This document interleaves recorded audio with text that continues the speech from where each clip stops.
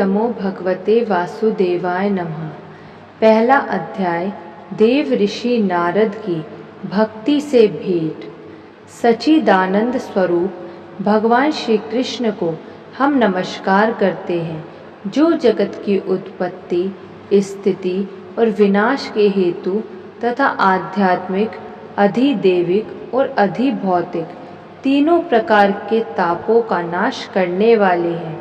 जिस समय श्री सुखदेव जी का यज्ञोपवीत संस्कार भी नहीं हुआ था तथा लौकिक वैदिक कर्मों के अनुष्ठान का अवसर भी नहीं आया था, तभी उन्हें अकेले ही संन्यास लेने के लिए घर से जाते देखकर उनके पिता व्यासदेव जी विरह से कातर होकर पुकारने लगे, बेटा बेटा तुम कहाँ जा रहे हो। उस समय वृक्षों ने तन्मय होने के कारण श्री सुखदेव जी की ओर से उत्तर दिया था, ऐसे सर्वभूत हृदय स्वरूप श्री सुखदेव मुनि को मैं नमस्कार करता हूँ। एक बार भगवत कथामृत का रसवादन करने में कुशल मुनिवर शौनक जी ने नैमिषारण्य क्षेत्र में विराजमान महामति सूत जी को नमस्कार करके उनसे पूछा। शौनक जी बोले, सूत जी, आपका ज्ञान अंधकार को नष्ट करने के लिए करोड़ों सूर्यों के समान है। आप हमारे कानों के लिए रसायन अमृत स्वरूप सार गर्भित कथा कहिए। भक्ति, ज्ञान और वैराग्य से प्राप्त होने वाले महान विवेक की वृद्धि किस प्रकार होती है तथा वैष्णव लोग किस तरह इस माया मोह से अपना पीछा छुड़ाते हैं। इस घोर कलिकाल में जीव प्रियाय आसुरी स्वभाव के हो गए हैं। विविध कलेशों से आक्रांत इन जीवों को शुद्ध बनाने का सर्वश्रेष्ठ उपाय क्या है। सूत जी, आप हमें कोई ऐसा शाश्वत साधन बताइए जो सबसे अधिक कल्याणकारी तथा पवित्र करने वालों में भी पवित्र हो तथा जो भगवान श्री कृष्ण की प्राप्ति करा दे। चिंतामणि केवल लौकिक सुख दे सकती है और कल्प वृक्ष अधिक से अधिक स्वर्गीय संपत्ति दे सकता है, परंतु गुरुदेव प्रसन्न होकर भगवान का योगी दुर्लभ नित्य वैकुंठ धाम दे देते हैं। सूत जी ने कहा, शौनक जी, तुम्हारे हृदय में भगवान का प्रेम है, इसलिए मैं विचार कर तुम्हें संपूर्ण सिद्धांतों का निष्कर्ष सुनाता हूँ, जो जन्म मृत्यु के भय का नाश कर देता है, जो भक्ति के प्रवाह को बढ़ाता है और भगवान श्री कृष्ण की प्रसन्नता का प्रधान कारण है। मैं तुम्हें वह साधन बतलाता हूँ, उसे सावधान होकर सुनो। श्री सुखदेव जी ने कलयुग में जीवों के काल रूपी सर्प के मुख का ग्रास होने के त्रास का आत्यंतिक नाश करने के लिए श्रीमद् भागवत शास्त्र का प्रवचन किया है। मन की शुद्धि के लिए इससे बढ़कर कोई साधन नहीं है। जब मनुष्य के जन्म जन्मांतर का पुण्य उदय होता है, तभी उसे इस भगवत शास्त्र की प्राप्ति होती है। जब सुखदेव जी राजा परीक्षित को यह कथा सुनाने के लिए सभा में विराजमान हुए, तब देवता लोग उनके पास अमृत का कलश लेकर आए। देवता अपना काम बनाने में बड़े कुशल होते हैं, अतः यहाँ भी सबने सुखदेव मुनि को नमस्कार करके कहा, आप यह अमृत लेकर बदले में हमें कथामृत का दान दीजिए। इस प्रकार परस्पर अदला बदली हो जाने पर राजा परीक्षित अमृत का पान करें और हम सब श्रीमद् भागवत रूप अमृत का पान करेंगे। इस संसार में कहाँ कांच और कहाँ महामूल्य मणि तथा कहाँ सुधा और कहाँ कथा। श्री सुखदेव जी ने यह सोचकर उस समय देवताओं की हंसी उड़ा दी। उन्हें भक्ति शून्य जानकर कथामृत का दान नहीं दिया। इस प्रकार यह श्रीमद् भागवत की कथा देवताओं को भी दुर्लभ है। पूर्व काल में श्रीमद् भागवत के श्रवण से ही राजा परीक्षित की मुक्ति देखकर ब्रह्मा जी को बड़ा आश्चर्य हुआ था। उन्होंने सत्यलोक में तराजू बांधकर सब साधनों को तोला। अन्य सभी साधन तोल में हल्के पड़ गए। अपने महत्व के कारण भागवत ही सबसे भारी रहा। यह देखकर सभी ऋषियों को बड़ा विस्मय हुआ। उन्होंने कलयुग में इस भगवत शास्त्र को ही पढ़ने सुनने से तत्काल मोक्ष देने वाला निश्चय किया। सप्ताह विधि से श्रवण करने पर यह निश्चय भक्ति प्रदान करता है। पूर्व काल में इसे दयापरायण सनकादि देवऋषि नारद को सुनाया था। यद्यपि देव ऋषि ने पहले ब्रह्मा जी के मुख से इसे श्रवण कर लिया था, तथापि सप्ताह श्रवण की विधि तो उन्हें सनकादि ने ही बताई थी। शौनक जी ने पूछा, सांसारिक प्रपंच से मुक्त एवं विचरणशील नारद जी का सनकादि के साथ संयोग कहाँ हुआ और विधि विधान के श्रवण में उनकी प्रीति कैसे हुई? सूत जी ने कहा, अब मैं तुम्हें वह भक्तिपूर्ण कथानक सुनाता हूँ जो सुखदेव जी ने मुझे अपना अनन्य शिष्य जानकर एकांत में सुनाया था। एक दिन विशालपुरी में वे चारों निर्मल ऋषि सत्संग के लिए आए। वहाँ उन्होंने नारद जी को देखा। सनकादि ने पूछा, ब्राह्मण, आपका मुख उदास क्यों हो रहा है? आप चिंतातुर कैसे हैं? इतनी जल्दी जल्दी आप कहाँ जा रहे हैं और आपका आगमन कहाँ से हो रहा है? इस समय तो आप उस पुरुष के समान व्याकुल जान पड़ते हैं जिसका सारा धन लुट गया हो। आप जैसे आसक्ति रहित पुरुषों के लिए यह उचित नहीं है। इसका कारण बताइए। नारद जी ने कहा, मैं सर्वोच्च लोक समझकर पृथ्वी में आया था। यहाँ पुष्कर, प्रयाग, काशी, गोदावरी, हरिद्वार, कुरुक्षेत्र, श्रीरंग और सेतुबंद आदि कई तीर्थों में मैं इधर उधर विचरता रहा, किंतु मुझे कहीं भी मन को संतोष देने वाली शांति नहीं मिली। इस समय अधर्म के सहायक कलयुग ने सारी पृथ्वी को पीड़ित कर रखा है। अब यहाँ सत्य, तप, शौच, दया, दान आदि कुछ भी नहीं है। बेचारे जीव केवल अपना पेट पालने में लगे हुए हैं। वे असत्यभाषी, आलसी, मंदबुद्धि, भाग्यहीन, उपद्रवग्रस्त हो गए हैं। जो साधु संत कहे जाते हैं वे पूरे पाखंडी हो गए हैं। देखने में तो वे विरक्त हैं, किंतु स्त्री धन आदि सभी का परिग्रह करते हैं। घरों में स्त्रियों का राज्य है। साले सलाहकार बने हुए हैं। लोभ से लोग कन्या विक्रय करते हैं और स्त्री पुरुषों में कलह मचा रहता है।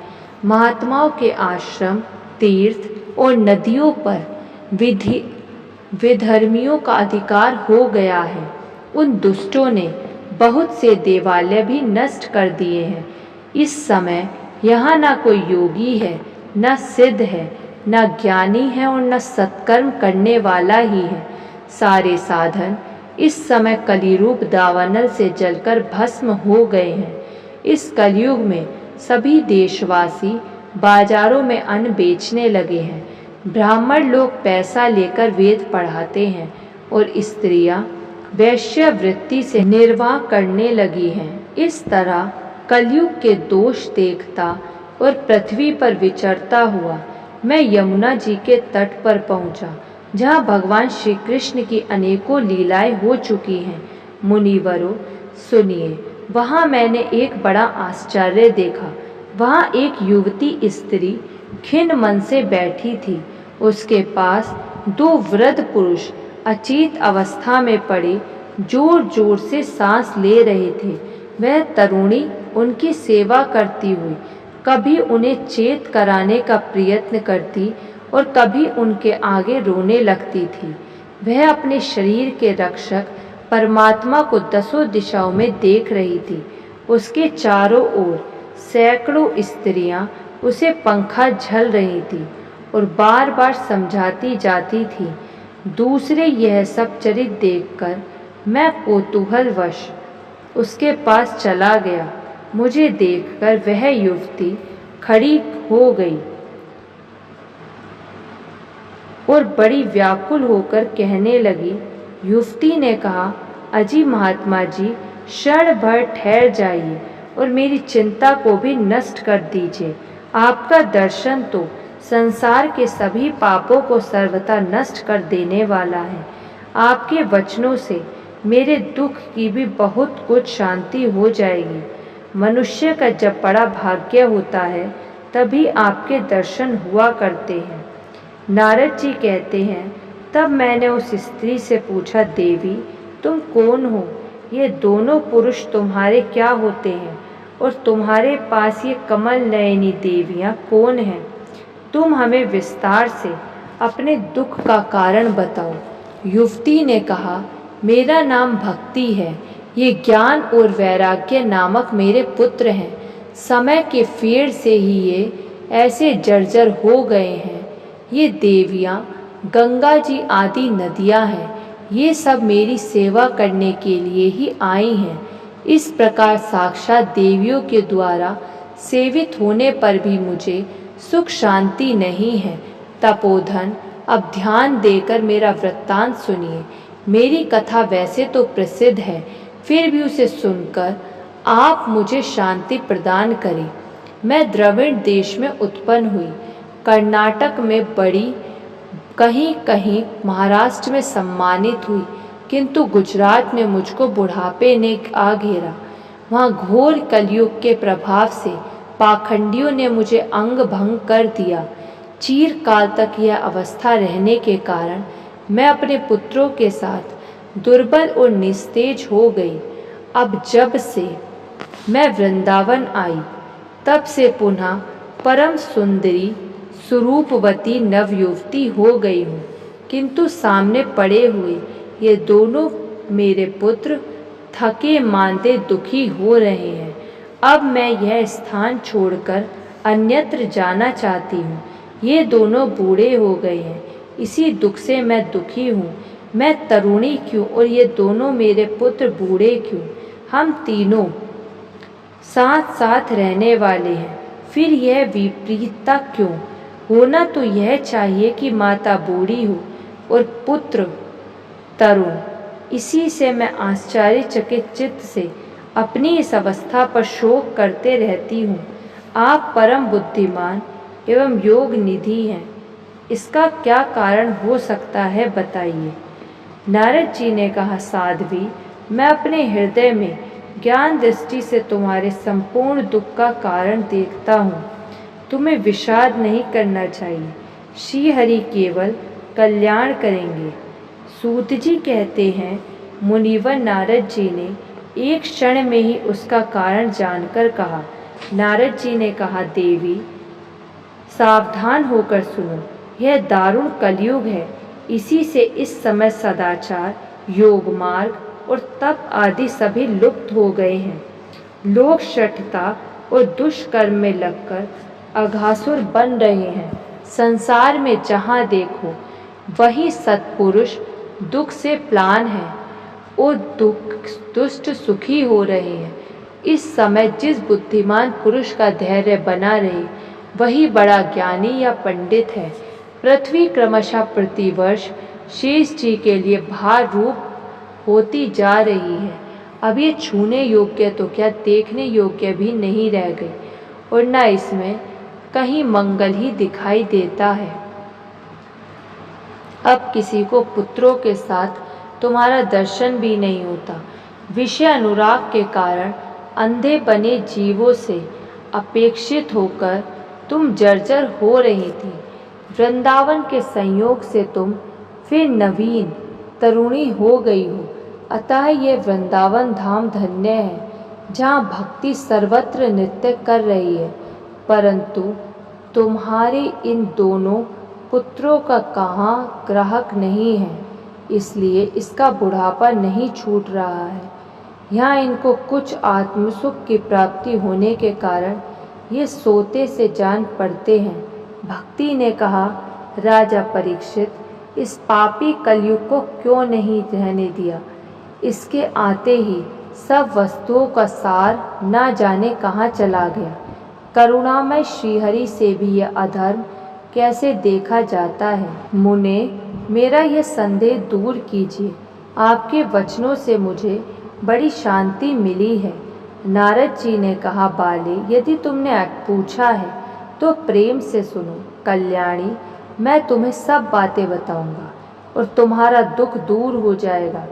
जिस दिन भगवान श्री कृष्ण इस भूलोक को छोड़कर अपने परम धाम को पधारे, उसी दिन से यहाँ संपूर्ण साधनों में बाधा डालने वाला कलयुग आ गया।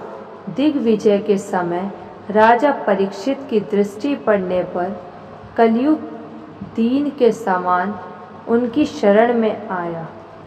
भ्रमर के समान सारग्राही राजा ने यह निश्चय किया कि इसका वध मुझे नहीं करना चाहिए, क्योंकि जो फल तपस्या, योग एवं समाधि से नहीं मिलता, कलयुग में वही फल श्री हरि कीर्तन से ही भली भांति मिल जाता है।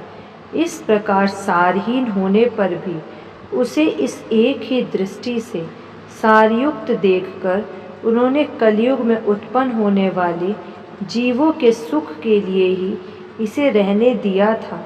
इस समय लोगों के कुकर्म में प्रवृत्त होने के कारण सभी वस्तुओं का सार निकल गया है और पृथ्वी के सारे पदार्थ बीजहीन भूसी के समान हो गए हैं।